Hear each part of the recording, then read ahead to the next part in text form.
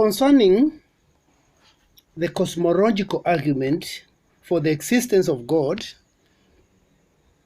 you note that cosmological argument for the existence of God is also called the first cause or prime causa. This argument was developed by Saint Aquinas, who lived between 1224 to 1274 AD or CE. He bases his argument on the concept of a necessary force of being.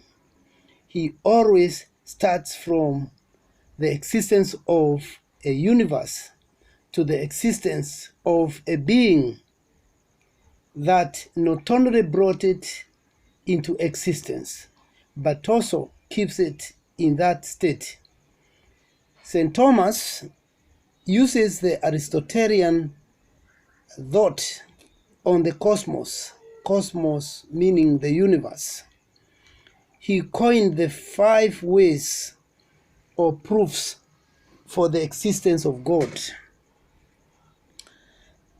Number 1 is the prime mover. God is the prime mover. Number 2 is the first cause. Number 3 is the necessary being.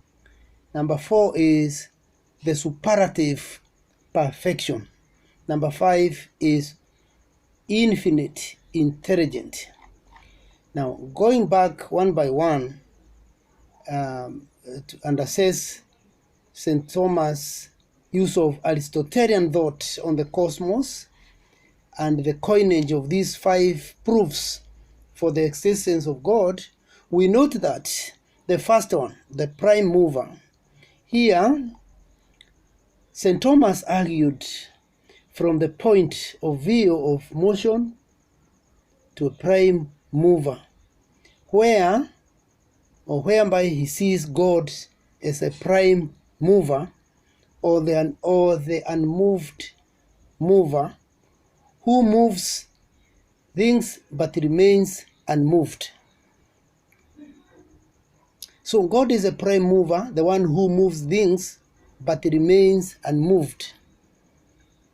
Of course, that can raise a critique, because you read Jürgen Moltmann's book, this German scholar, theologian, who says, I cannot believe in a God who doesn't move, who doesn't feel with me, who doesn't cry, Eroi, Eroi, Rabasabakidani. A God who cannot feel pain cannot be my God. He must be God who can feel the pain. If I'm in an accident situation, if he feels pain with me because he felt it. Now, this Aristotelianism of unmoved mover, to some may appear like a 9-door, a 9-door one who is just there. Okay, the second proof for the existence of God in St. Thomas proofs for the existence of God is the first cause. Here, St. Thomas borrows from Aristotelian thought of the nature of efficient cause. Everything that happens has a cause, and this cause in turn has a cause, and so on in a series that must either be infinite or must have its starting point in a first cause situation. St. Thomas also excludes the possibility of an infinite regress of causes, and so concludes that there must be a first cause, which he calls God. Thus, St. Thomas confirms the story of creation in that there is a point in time at which the universe began to exist. Now, this beginning must have been caused by something outside it. And this is the first cause, and St. Thomas calls it God.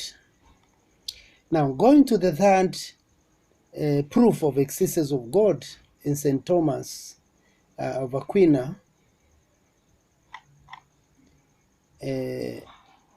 St. Thomas Aquinas, he calls it the necessary being. Here, St. Thomas bases his argument on contingency, and he holds that in this world, so many things or beings are contingent. That is, they are temporal. They live and die. He argues that there must be a being which is not contingent and which gives the other beings life and purpose. St. Thomas equates this non-contingent necessary being to God. In the fourth one, which I said is superlative perfection, St. Thomas makes a comparison of various things in the universe, noting that some are good or bad or better, true, nobler, and so on and so forth than others. The qualities of the various things vary. There must have been that being which gave them their varied qualities, and that being must be itself the most perfect, which he calls God. The last one, or the fifth one, infinite intelligence. Here, St. Thomas looked at animals who are unintelligent, but which can at the same time manage their affairs and even achieve their goals. He argues that there must be a most intelligent or infinitely so being that directs, being that cares, being that provides for them to once their very end. He equates this infinitely intelligent being to God. So that the critic now is, most philosophers concentrate more on St. Thomas' second and third arguments, leaving out the other three. The most typical objection raised against St. Thomas' argumentation is in reference to a hypothetical time when nothing existed. Objectors argue that there might be an infinite series of finite contingent events overlapping in a time sequence so that no moment occurs that is not occupied by any of them. Another objection raised against this argument is the idea of a necessary being. Now, the objectors assert that such an idea is unintelligible. They argue that only propositions and not beings can be logically necessary. Hence, it is a misuse of language to speak of a logically necessary being. However, it is important to note that the cosmological argument does not make reference to the notion of a logically necessary being because it is not concerned with logical necessity but with factual necessity. Finally, there is an objection based on the cosmologist's implied dilemma.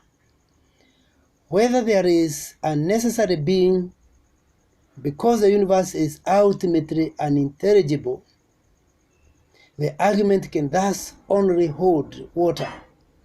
It can only hold water if the second alternative is ruled out. Something, however, that has not been done and represents the skeptic's position. Now, this inability to exclude the possibility of an intelligible universe presents the cosmological argument from operating for the skeptic as a proof of God's existence. Yet the skeptic is perhaps the only person who needs proof. Now, in regard to, maybe we have to pause and ask a question. Thank you.